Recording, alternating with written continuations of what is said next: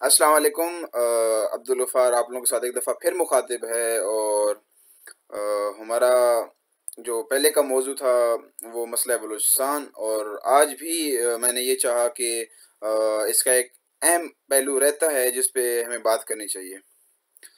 अ, China Pakistan economic corridor, इसके हम सुनते आ रहे हैं इतने अरसे से कि ये प्रोजेक्ट बन रही है और अभी मुकम्मल नहीं हो सकी, और इस पे चाइनीज़ पे हमला हुआ है बलूचिस्तान में, और वहाँ बलोच काम करने नहीं दे रहे हैं। और आप लोगों ने चंद अरसा पहले वहाँ जेयूआई के एक रहनुमा हैं, उन्होंने वहाँ काफ़ी ज़्यादा रैलियाँ निकाली और प्रोटेस्ट हुए वहाँ पे। और मतलब हम लोग कभी न कभी कुछ न कुछ सुनते आ रहे थे, लेकिन अब कुछ अरसा हुआ है बिल्कुल खामोशी छा गई है।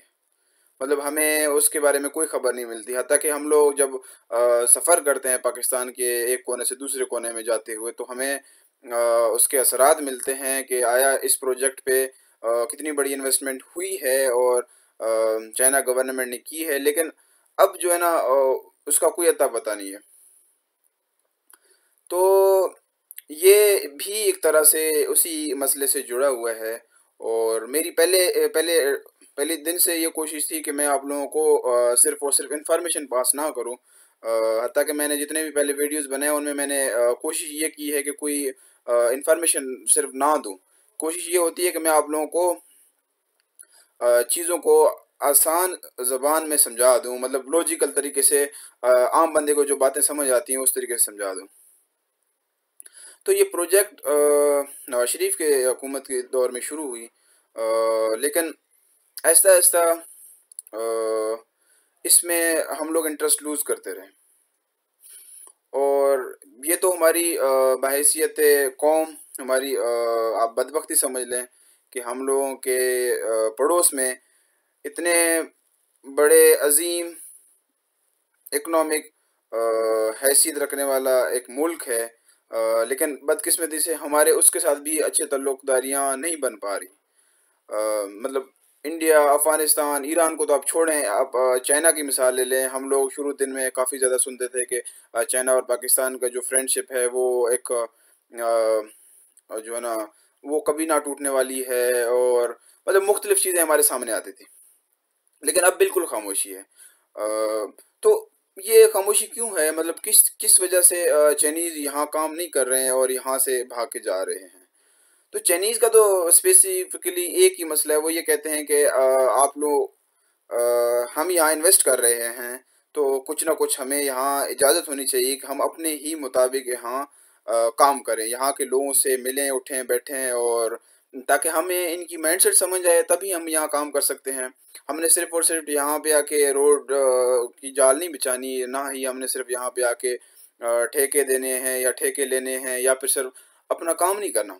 हमें जब तक इन लोगों की माइंडसेट नहीं समझ आएगी तब हम यहाँ कैसे काम करेंगे। लेकिन हुकूमत पाकिस्तान की ये आप लापरवाही समझ लें या फिर आप इनकी एक तरह से बादशाही समझ लें कि वो ये नहीं चाहती कि चाइनीज़ हुकूमत आम बंदे तक उसकी रसाई हो, आम बलूच तक उसकी रसाई हो। तो अब हो क्या रहा है कि हम लोगों ने यहाँ देखा कि बलोच ऑर्गेनाइजेशंस जो लिबरेशन आर्मीज़ हैं, उनके अलावा आम बलोच के अंदर भी चाइनीज़ के बारे में कोई अच्छी राय नहीं है। जिस तरीके से स्टेट के बारे में नहीं, इसी तरीके से चाइनीज़ के बारे में भी नहीं है। लेकिन चाइनीज़ अपनी तरफ से पूरी कोशिश कर रहे हैं कि इसका कोई ना कोई हल निकले, ताकि हम इस प्रोजेक्ट को आगे लेके चलें। तो ये प्रोजेक्ट काफ़ी देर तक चलता रहा, मुसलसल इस पे काम भी होता रहा, लेकिन अभी पिछले 4-5 सालों से हमें इसमें कोई गर्मी नज़र नहीं आती, बिल्कुल चीज़ें ठंडी पड़ गई हैं।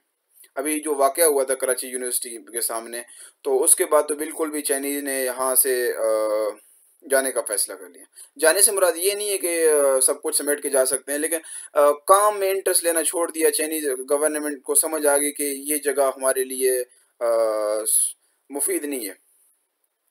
तो आप इससे ये अंदाज़ा लगा लें कि अगर सी पैक प्रोजेक्ट नाकाम हो जाती है, तो इसका हमारे इकोनॉमिक कंडीशन पे कितना बुरा असर पड़ेगा, ये अब मैं कोई इकोनॉमिस्ट तो हूँ नहीं, मैं आप लोगों को इसका एग्जैक्ट कोई फैक्ट एंड फिगर बता सकूँ, लेकिन आप ये समझ लें कि हम लोग आज से 150-200 साल पीछे जा सकते हैं।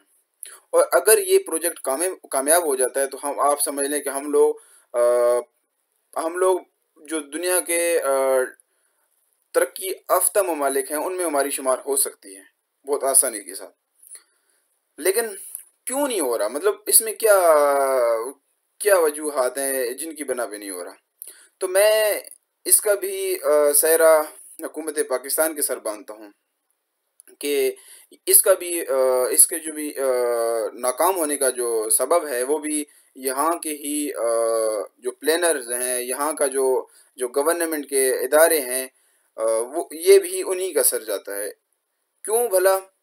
क्योंकि आप लोग अगर गौर करें तो आप लोग देखते आ रहे हैं कि जो जितने भी प्रोजेक्ट्स होते हैं तो उनमें अक्सर ही यहीं के ही लोग होते हैं, इस्लामाबाद में ही लोग बैठ के उसके डिसीजन ले रहे होते हैं। वहाँ चाइनीज़ को बलूचिस्तान में आज़ादाना घूमने फिरने की इजाज़त नहीं है। हाँ, मैं मानता हूँ वहाँ पे उनको ख़तरा ज़रूर है, लेकिन अगर आप उनको छोड़ दें वहाँ, वो बलोचों के साथ जिनके जो मसले मसाइल हैं वो अगर समझ के काम करना शुरू कर दें तो वो मुझे यकीन है कि वो बेहतर तरीके से काम कर सकते हैं। लेकिन यहाँ के लोग उनको काम करने नहीं देते। उसके पीछे जो मेन वजह है वो अमेरिका है।